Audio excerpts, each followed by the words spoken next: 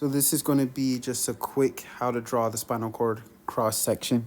That's one of the most important things in the neuro class to be able to draw. It's the spinal cord section. It's so useful, it's so important, and it comes back in the other classes later on.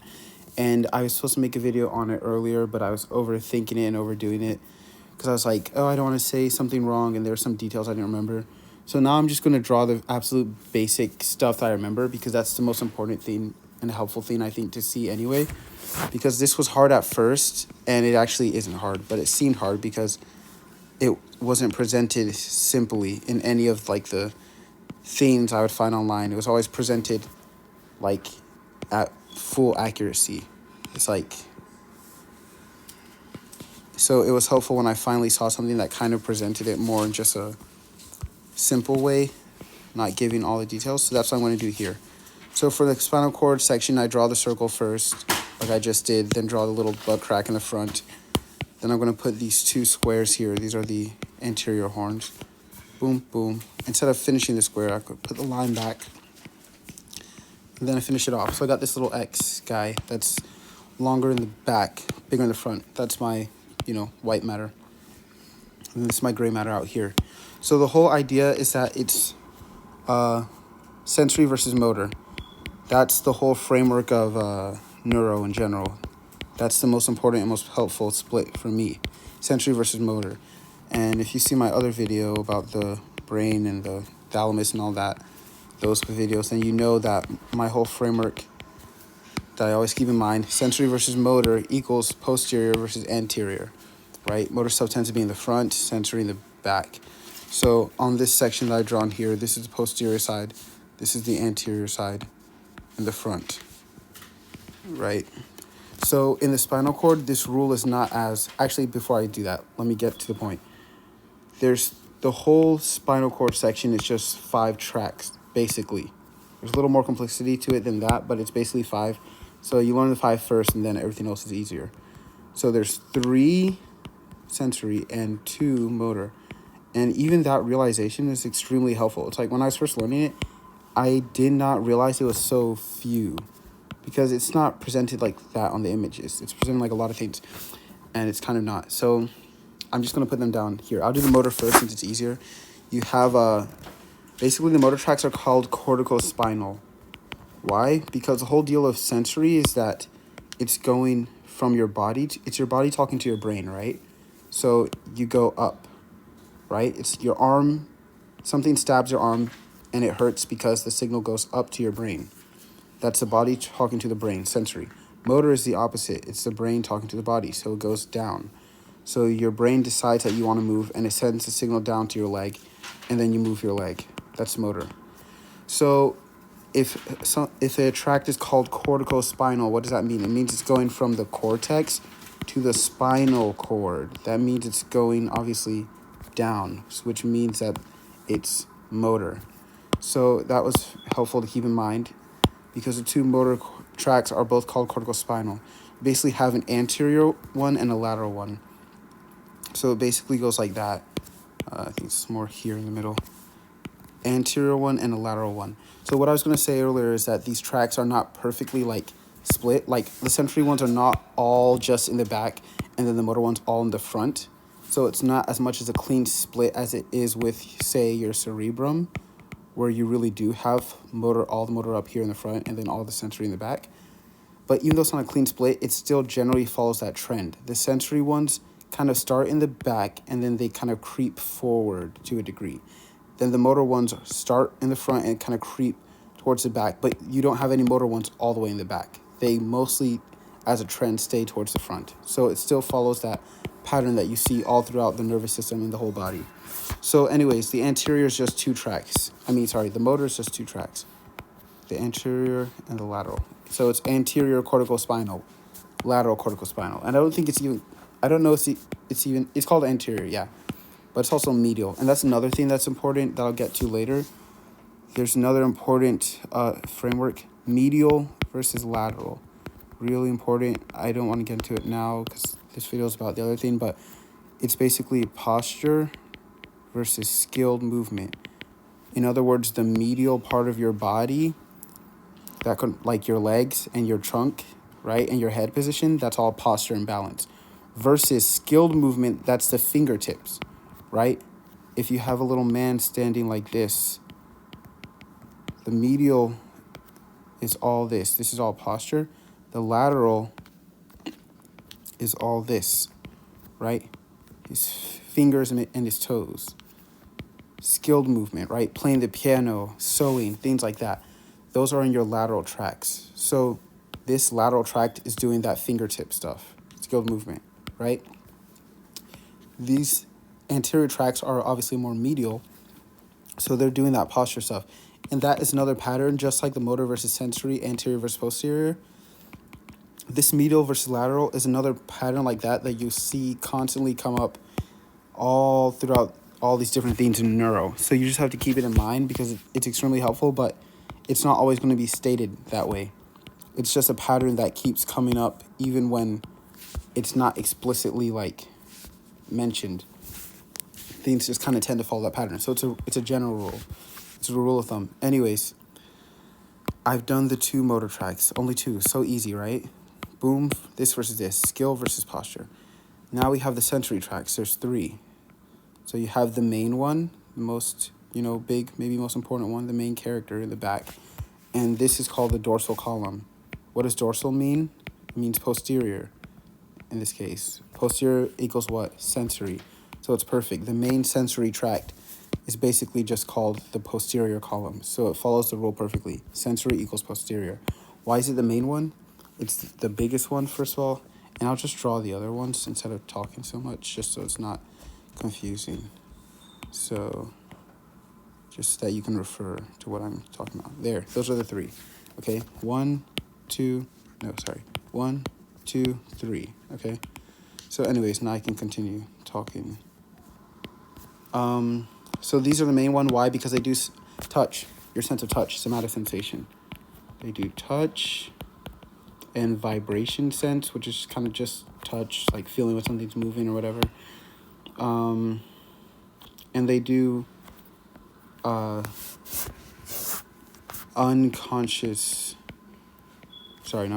they do conscious proprioception, which is a whole nother thing I'll get into, but it's mainly just touch. And then the conscious proprioception thing is like the add-on additional part. But, let's think of touch for now. Let's just call it touch. Then you have, so that's your dorsal columns. Then your second sensory tract is this guy, the anterolateral tract.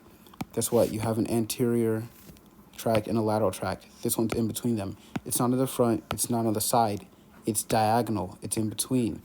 So the name perfectly matches the position, and that makes it very nice and convenient. And it's called the anterolateral tract. And what does it do? It does pain sensation, pain and temperature. But I tend to actually always say pain. I don't say temperature. Why? Because if something is really hot or really cold, it hurts.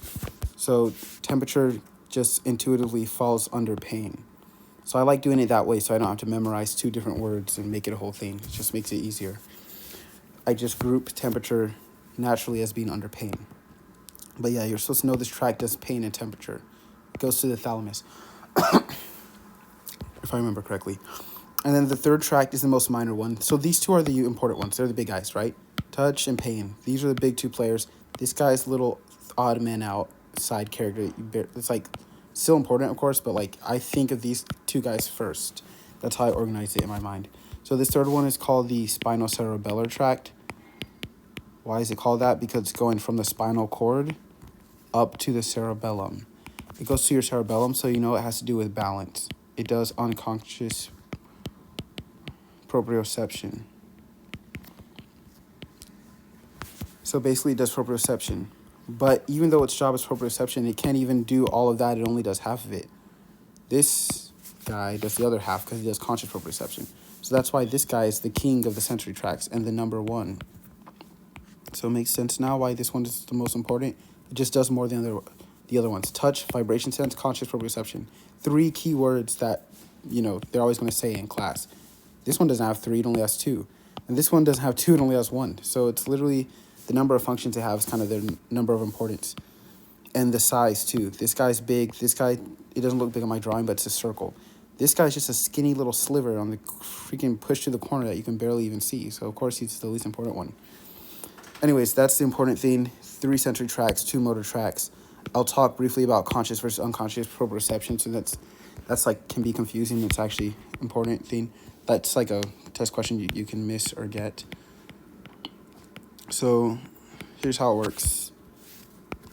If you have a problem, a lesion or damage to one of these tracks that causes a problem with proprioception. What is proprioception? It's position sense. The ability to tell where your arm is in space without looking at your arm. You can just feel it, right? That's proprioception. So let's say somebody has a lesion in one of these tracks. They're not going to have proprioception. They don't have good balance. They're like wobbly and stuff. They can't stand up straight. If they have a problem with their conscious proprioception,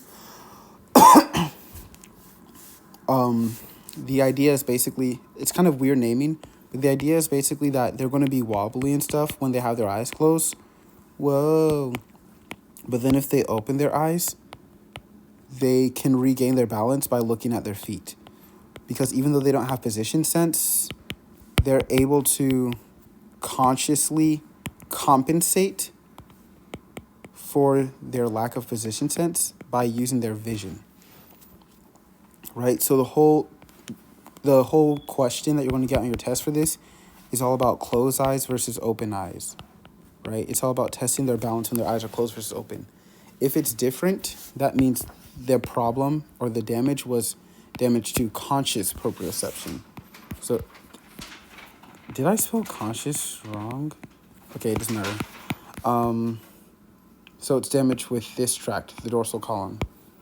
Versus if they eyes are closed and they're wobbly, but then when they open their eyes, they're still wobbly, that means they cannot compensate. That means the damage that they got was a kind of damage that there is no compensation for. Even when you open your eyes, you still can't regain your balance. That means their problem was with unconscious proprioception.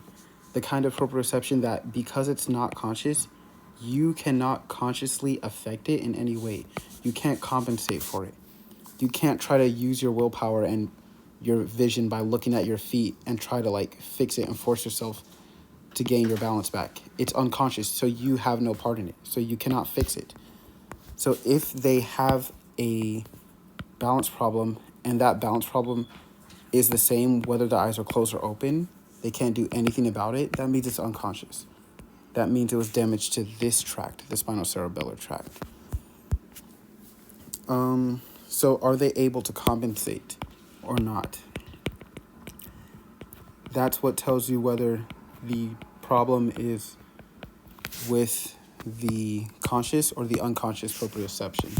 The 2 types of proprioception that you have in these 2 spots. So that's that. That was a important little side part, but the main deal is the idea that there's only 5 tracks. And it's kind of untrue, so I'll get into my mnemonics, but it's mainly true. So just remember, for motor, it's a split, yin and yang. Anterior versus lateral, aka medial versus lateral, right? Aka posture versus skilled movement. It's very nice, very easy, very clean split. And then versus sensory, right? It's touch versus pain, right? This guy in the back versus this guy, and then you have this guy on the side. So you can see how all all 3 sensory tracks are kind of towards the back, right? None of them go all the way to the front. You start in the back, the main one's in the back, then you creep forward, and then you have this guy who's diagonal. So it's like this. Versus with the motor guys, they start in the front, and then they creep backwards, but there's no motor tracks all the way in the back. So it still vaguely follows that kind of pattern of sensory being in the back, motor being in the front, right? You got this U for the red guys, the motor guys, and you got this U for the sensory guys. So I'll get into the mnemonics now. Basically, the mnemonics is, well, let's start with the motor.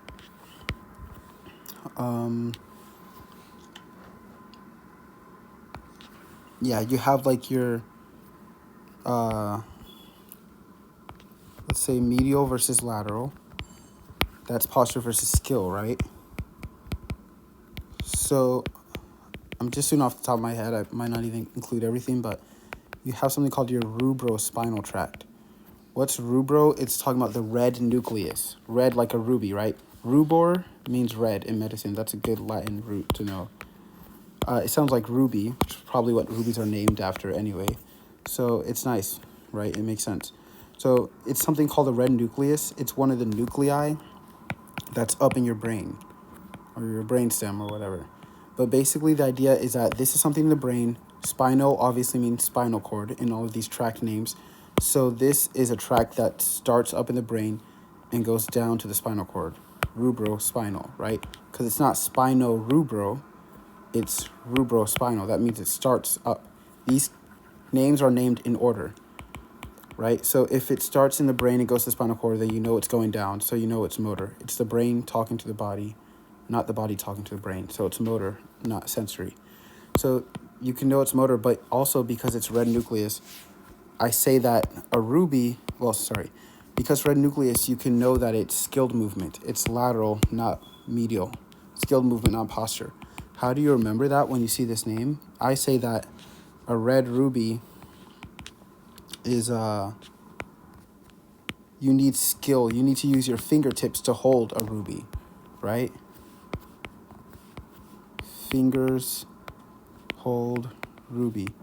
So when I see the word rubro, I immediately think of like a beautiful red ruby that's so beautiful and precious and delicate. And you have to use your fingertips to delicately hold it and caress it or whatever, right? You just hold it with delicacy and class. And because you're using your fingertips, that's how I remember that it's skilled movement of the fingertips that you're working with when you see the rubrospinal tract. It's not posture. It's not the big leg muscles and trunk muscles of your torso and stuff. So that's one thing. The other one is there's the reticulospinal tract. Reticular is another really good Latin root that comes up a lot in medicine. It means net-shaped. So if you're standing on a net, you need to keep your balance, right?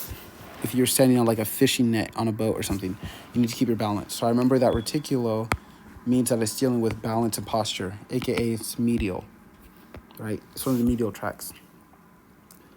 I'm trying to remember if there's another like name of tract. I'm sure there is that I had mnemonic for, but I'm not remembering right now. But it's not many. There's really not many. So once you just learn this thing, be able to draw the three in the right spot, and then a few helpful mnemonics, and you're good. So I'm going to draw it one more time. It's a circle, butt crack, square. Take out the top of the square. And then make the X. Finish the X. Now you have your spinal cord, so then you can put your sections on it. You have 1, 2.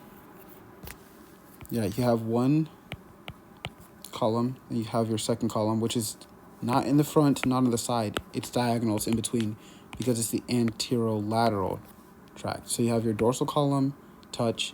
You have your anterolateral tract, pain. Then you have your skinny, sneaky spinocerebellar tract, proprioception. 1, 2, 3. Or if you wanted to draw them in order, 1, 2, 3. So you start in the back and you come around to the front. Those are your sensory tracts.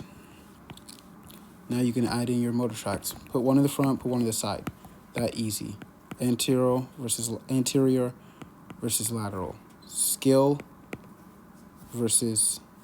Posture versus skill. Why? Because it's medial versus lateral. And that's it.